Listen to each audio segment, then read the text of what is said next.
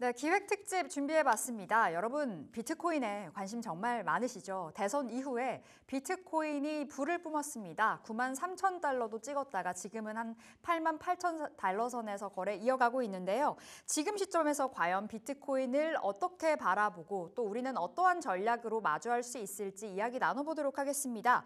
지난번 오태민 작가님에 이어서 좀 어렵게 모셨는데요. 신민철 작가 함께하겠습니다. 어서 오세요. 반갑습니다. 네, 작가님 실제로 미국 주식이랑 비트코인을 통해서 경제적 자유를 누리고 계시다고 들었습니다. 네. 맞으실까요? 네. 비트코인을 언제 사신 거예요? 어떻게 또 비트코인을 사셨는지도 궁금하고 어떤 시점에? 네, 비트코인을 처음 투자를 시작한 거는 지난 사이클이죠. 5년 전 정도인데 네. 본격적으로 시작한 거는 2020년 이후부터 투자를 했고 또 이번 사이클 같은 경우에는 완전 바닥 구간이었던 1만 달러대 예. 이때부터 이제 투자를 다시 시작을 했습니다. 2019년 그때 네. 진짜 무슨 꿈을 꾸신 게 아니에요? 네, 그 꿈을 꾸는데 그 오두막 안에 제가 있었는데 갑자기 밖에서 비가 막 내리더라고요. 네. 그래서 무슨 비지 하고 창문을 열어봤더니 돈다발이 막 떨어지는 돈의 비가 내리는 꿈을 꿨었습니다. 네. 돈비가 내리는. 네. 그래도 보통 사람들은 그러면 로또를 살 텐데 우리 네. 작가님께서는 저는 비트코인을 투자를 하셨고요. 네. 알겠습니다. 지금 자리에서 비트코인 우리가 어떻게 봐야 되는지 오늘 본격적으로 좀 이야기 나눠보도록 하겠는데요. 지금은 좀 눌려 있지만 대선 이후에 9만 달러도 돌파가 됐었잖아요. 현 시점에서 비트코인 가격 어떻게 평가하세요? 네, 일단은 전고점을 그러니까 7만 달러 정도죠. 네, 전고점을 돌파를 하면서부터 지금은 우리가 흔히 말하는 천정이 뚫려버린 그래서 네. 가격을 새롭게 발견해야 되는 가격 발견 구간에 있다고 보면 되겠고요.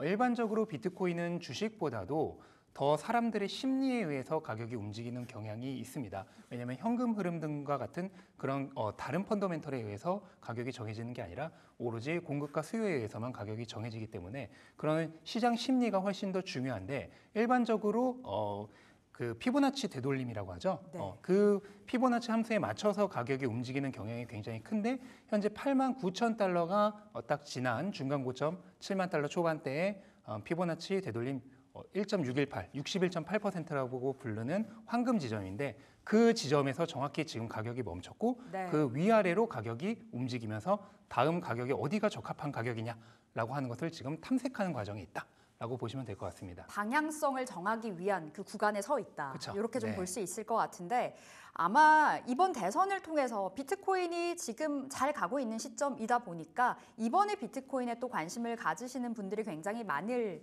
것으로 좀 보여지는데 반감기라는 게 있잖아요. 네. 많은 분들이 사실 반감기 좀 생소하기도 합니다. 네. 앞서 3번의 네. 과거에 반감기가 있었다고 하는데 이 사이클 때마다 네. 비트코인 가격 패턴은 어땠나요? 네, 반감기가 발생을 하면은 비트코인의 신규 공급량이 절반으로 준다고 생각을 하시면 돼요. 네. 그럼 당연히 공급량이 줄어드니까 수요가 같다는 전제하에 가격이 오르기 쉽겠죠. 다만 공급이 줄었다고 해서 바로 가격이 오르지 않습니다. 왜냐하면 시장에 어디까지나 지금 매물이 있기 때문에.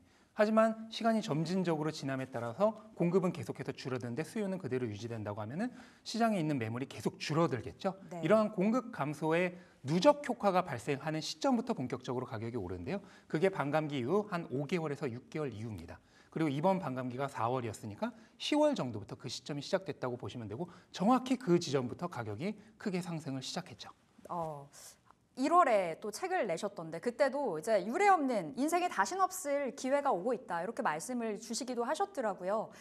그 관점으로 봤을 때 지금 시점에서 비트코인 가격 더 상승 여력이 있다고 보시는지도 궁금하고 지금 대선 이후로 굉장히 강하게 튀었잖아요. 그리고 비트코인이 올해 ETF 승인 이슈도 있었기 때문에 좀 힘을 많이 받았던 건데 상승 여력이 있다면 어디에 있을까요? 네, 제가 1월에 처음 책을 냈을 때 비트코인 가격이 3천만 원, 4천만 원 이럴 네. 때였거든요. 그때와 비교하면 지금 벌써 1년도 안 된 시점에서 거의 4배가 오른 거고 3, 4배가 오른 거고 저는 지금부터도 또 마찬가지로 3배, 4배가 오를 가능성이 충분히 있다라고 생각을 합니다. 제가 비트코인 슈퍼사이클에서 내세웠던 게 일단 방금 말씀드린 그 반감기로 인한 공급 감소 효과가 있지만 거기에 추가적으로 2가지가 더 있는데 그중 하나가 금리 인하입니다.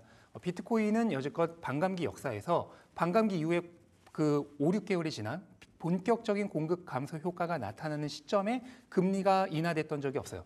다 그 이전의 금리 인하가 이미 끝났거나 그 다음에 오히려 금리가 상승하던 시기였습니다. 이번에 최초로 그 반감기 공급 감소 효과와 금리 인하 시기가 맞물린다. 근데 네. 비트코인은 공급과 수요에 의해서 가격이 정해지기 때문에 유동성에 굉장히 민감하거든요. 그러면 금리 인하가 거기에 더해진다면 당연히 힘을 받겠죠. 거기에 추가적으로 방금도 말씀해 주신 그 현물 ETF의 승인이 굉장히 역할을 많이 하는데요. 현물 ETF가 1월에 승인되고 나서 2월, 3월에 정말로 많은 자금이 유입이 되었습니다. 그때 정말 빠른 시간 안에 거의 뭐 100억 달러 가까운 돈이 유입이 됐었는데 최근에 한 10월 중순부터 유입량이 다시 갑자기 많아져서요. 얼마 전에 그 2월, 3월에 유입 기록을 깼습니다. 네. 그 정도로 다시 지금 2차 붐이 일어나고 있고 내년에는 3차 붐, 4차 붐이 예상이 되고 있습니다. 왜냐하면 기관들이 보통 실사를 마치고 고객들에게 이 자산을 사겠다고 통보를 하고 SEC의 허락을 받기까지 12개월에서 18개월이 걸리거든요. 네. 그럼 1년에서 1년 반이 걸린다는 거니까 내년 1월부터 한 7월까지 그 기간 동안 더 많은 기관들이 그 비트코인 현물 ETF에 투자가 가능하게 되는 거죠. 그럼 그때부터는 더 많은 자금이 들어올 수 있기 때문에 아직 가격의 상승 여력이 훨씬 더 크다고 볼 수 있겠죠. 반감기로 인한 공급 축소 그리고 금리 인하 여기에다가 현물 ETF 승인까지 세 가지의 조건이 맞아 떨어지고 있는데 근데 간밤에는 또 파월 연준 의장이 사실 금리 인하 속도 좀 조절하겠다라는 발언이 있었거든요. 그래서 그럼 지금 좀 눌리는 거예요. 네, 맞습니다. 비트코인은 금리에 정말 민감하게 반응하는 자산입니다. 근데 파월 의장이 말씀하신 것처럼 이제 금리 인하 그렇게 빠르게 할 필요 없다라고 얘기했잖아요. 하지만 지금 시장이 바라보고 있는 중립금리는 내년 말까지 어차피 지금 금리에서 3단계 더 내려간 금리예요. 네. 근데 그게 그냥 어느 타이밍에 금리 인하가 한 번 더 이루어질지 그냥 한 달 정도 왔다 갔다 하는 그런 수준일 뿐이지 어차피 내년 연말까지 바라보는 금리는 크게 차이가 없습니다. 하지만 파월 의장이 지금 금리 인하를 서둘릴 필요가 없다고 얘기하는 것은 반대로 얘기하면 경기가 강하다는 얘기이기도 하거든요. 네. 그러니까 경기 침체 가능성이 그만큼 적어졌다는 뜻이잖아요. 그럼 어차피 금리는 내년까지 뭐 한두 달 차이일 뿐이지 결국은 내려가요. 그럼 금리는 내려가는 상태에서 경기 침체 가능성은 내려가고 적어지고 있단 말이죠. 예. 그럼 이 상황은 오히려 골디락스에 가까운 더 좋은 상황인 거죠. 오히려 매수의 적기가 좀 만들어진 것도 같은데요. 그렇다면 앞서 내년에는 더 좋아질 거다. 3차, 4차 붐까지 말씀 주셨는데 그 가격 전망을 좀 듣고 싶거든요. 아, 네. 지금 국내 증시 시총도 넘었다. 네. 은 시총도 넘었다. 결국에는 금의 시총도 넘을 거다라는 기사들이 쏟아지고 있어서 네. 넘어갈 거라고 보세요. 저는 이번 사이클에서는 금의 시총을 따라잡기는 좀 무리라고 쉽지 보고요. 않죠. 금도 네. 너무 많이 올라서. 네, 금이 뭐 지금 비트코인보다 시가총액이 정확히 10배 정도 높거든요. 그럼 지금에서부터 10배가 올라야 되는데 현실적으로 좀 쉽지 않을 거다. 뭐 다음 사이클이나 늦으면 다다음 사이클죠. 왜냐하면 금도 가격이 오르니까. 네. 네, 그 정도에 추월하지 않을까라고 생각을 하고 있습니다. 그럼 어디까지 뭐 미국 준비 자산 되면은 네.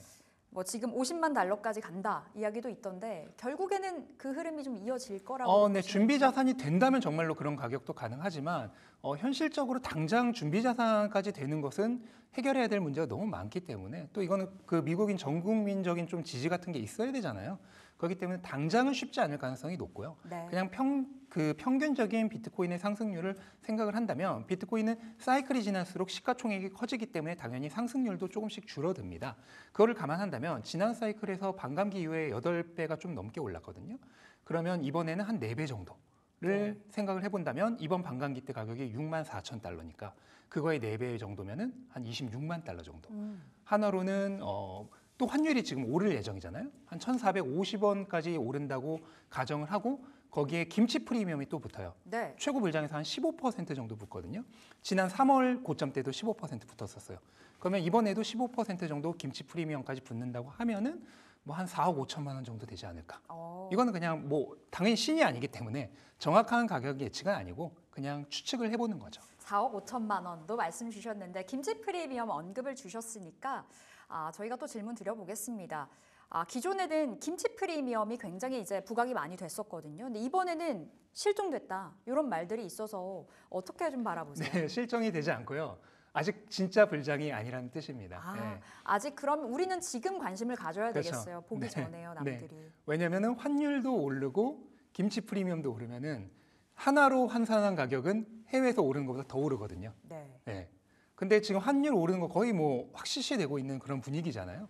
거기에 김치 프리미엄은 불장이 오면은 정말 어김없이 다시 늘어납니다. 그러니까 지금 오히려 김치 프리미엄이 낮다는 것은 일반적인 우리가 흔히 말하는 개미 투자자들이 아직은 관심을 덜 가지고 네. 있다라고 해석할 수도 있기 때문에 오히려 좋은 타이밍인 거죠.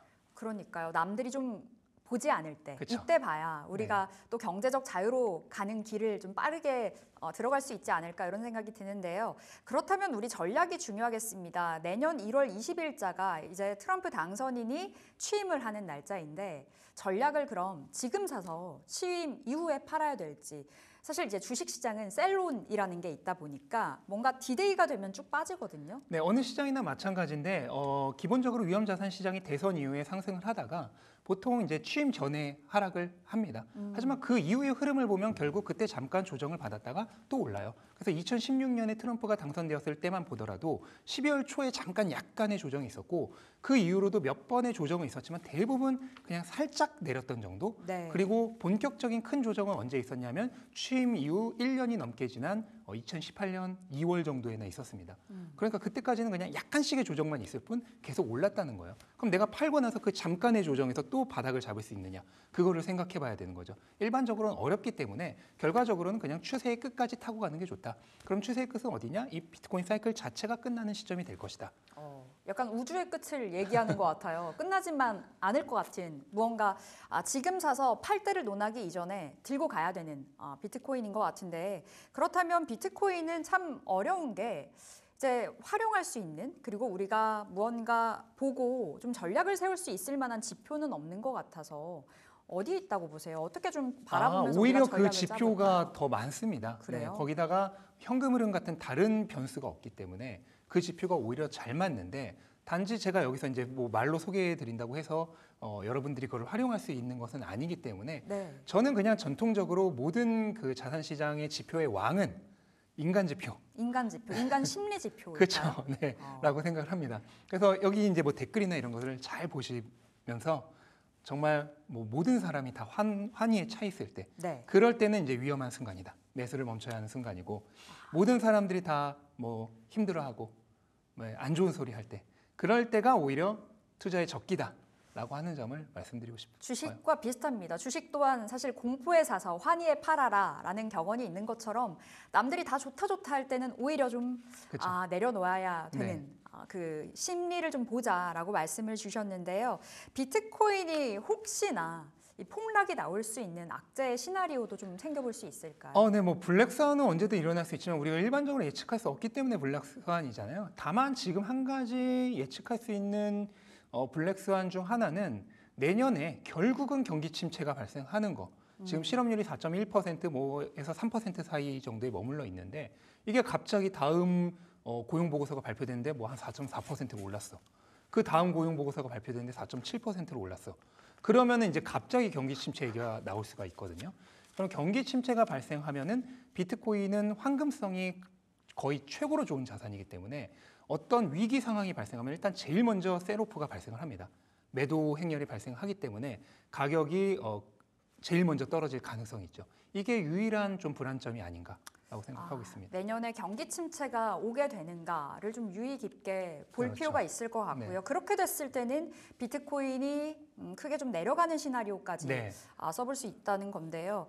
지금 시점에서 알트에 대한 시선은 어떠신지 궁금합니다. 사실 우리 개인들 비트코인 뭐 좋지만 알트코인에 관심이 원체 많아서 근데 알트코인이 최근 들어서 대선 이후에 좀 올라오기는 합니다만 예전과 같은 영광은 나오지 않는 것 같아서 이거 알트 어떻게 보세요? 아니요. 지금 영광이 안 나오는 게 당연한 시점이고요. 그래요? 원래 알트 시즌이라고 우리가 부르잖아요. 그 시즌 자체가 언제냐면 비트코인이 전고점을 뛰어넘고 본격적인 상승장에 돌입한 이후 한 달에서 세 달 사이 그 시점부터 본격적으로 알트코인이 비트코인을 능가하는 알트 불장이라고 하죠. 알트 시즌이 시작됩니다. 근데 이번에 지금 비트코인이 전고점 돌파한 지 이제 2주 정도밖에 되지 않았잖아요. 그러니까 아직 그 시점에 도달하지 않은 거죠. 하지만 여기서 이제 한 달, 두 달 지난 그러니까 올 연말이나 내년 초 정도가 되면은 본격적인 알트 시즌이 시작이 될 것이다. 라고 예상해 볼 수 있죠. 아직 비트코인이 상승장 초이기 때문에 알트의 불은 여전히 좀 그쵸. 기다려야 되는 네. 구간에서 좀 말씀 주셨는데요. 그렇다면 알트 안에서도 굉장히 많은 섹터로 또 분류가 된다고 들었습니다. 대표적으로 지금 핫한 도지코인, 밈코인 되겠는데 밈코인은 어떻게 바라보세요? 원체 또 따라잡기가 힘들지만 이 변동성에 돈을 태운다면 수익을 보기에는 너무나 좋은 쪽인 것 같아서요. 민코인이 실제로 지난 사이클에서도 상승폭이 굉장히 컸었고요. 뭐 도지코인 같은 경우에 지난 사이클에서 뭐 비트코인 대비 거의 뭐 100배 정도 오를 정도로 올랐나요? 그렇게 상승을 했었고 이번 사이클도 마찬가지입니다. 현재까지 2024년 현재까지 알트코인의 여러 섹터 뭐 AI도 있고 실물 기반 자산도 있고 여러 가지가 있지만은 그 모든 AI 그 알트코인 섹터 중에서 민코인이 수익률이 가장 좋습니다. 그 얘기는 이번 사이클도 여전히 민코인이 트렌드다라고 얘기할 수 있는 거겠고 따라서 알트 시즌이 본격적으로 시작되면은 다른 어떤 그 알트코인보다도 민코인이 상승 가능성이 좀 높다라고 예측해 볼 수 있겠죠. 그럼 민코인이 위험한 이유, 뭐 알트코인이 위험한 이유 중에 하나가 상장 폐지가 아닐까 싶어요. 우리가 근데 개인들이 이걸 미리 알고 선제적으로 대응할 수가 없어서 고려사항 어떻게 봐야 될까요? 뭐 코인은 기본적으로 상장 폐지라고 하는 것 자체가 물론 이제 거래소에는 있을 수 있겠지만은 해외 거래소들이 워낙 많기 때문에 그 자체로 상장 폐지는 존재하지 않아요. 대신 이제 코인 가격이 제로를 향해 가면 그게 뭐 실질적으로 상장 폐지겠죠. 이거를 피하기 위해서는 너무 시가총액이 낮은 코인은 좀 피해라.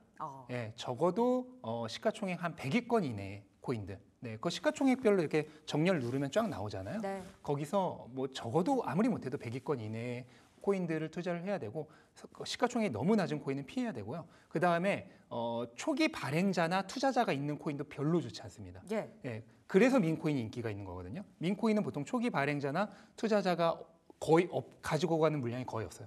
거의 대부분이 그냥 일반 투자자들에게 초반부터 그 주어지기 때문에 이런 민코인은 어떤 특정 고래가 한꺼번에 물량을 그 유동성 출구로 사용할 가능성이 적은 거죠. 네. 그래서 민코인이 더 인기가 있는 건데 그 외 다른 코인들은 어떤 뭐 투자 회사가 이 투자를 해서 했다든지 그럼 그게 이제 초반에는 마케팅 요소로 사용되긴 하지만 정작 상장되고 나면은 개미들을 유동성 출구로 사용해서 그냥 전부 물량 떠넘기고 도망가 버리는 그런 현상들이 발생하기 때문에 초기 투자자나 발행자가 물량을 많이 가지고 있는 코인은 주의해야 될 필요가 있다. 알겠습니다. 자, 작가님 한 1분 정도 남았는데요. 자, 지금 시점에서 우리 비트코인 투자하려는 투자자들에게 어떤 말씀 전해주고 싶으세요? 이 사이클이 아무리 못해도 반년 이상은 더 지속될 것으로 예상을 하거든요. 많게는 내년 말까지 1년 가까이 지속될 것으로 예상하고 비트코인의 본격적인 불장은 전고점을 뛰어넘는 시점부터 시작이 되기 때문에 지금 우리가 그 초입 부근에 와 있다. 그러니까 정말로 기대가 되는 중요한 순간에 와 있으니까 이럴 때 좀 가격이 오늘처럼 안 좋으면은 이런 순간을 오히려 매수의 기회로 삼아서 잘 1년간을 농사를 지어 보셨으면 좋겠습니다. 지금 화면에 비트코인 지금이라도 이렇게 떠 있지만 비트코인 아직 시작도 안 했다. 이렇게 또 볼 수 있을 것 같아요. 맞습니다. 오늘 우리 신민철 작가님과 함께 비트코인과 알트코인 전망, 전략에 대해서 좀 챙겨봤고요. 앞으로도 좀 자주 모셔볼게요. 핫할 것 같아서요, 비트코인. 네, 여기서 인사드려보도록 하겠습니다. 신민철 작가 함께했습니다. 말씀 고맙습니다. 감사합니다.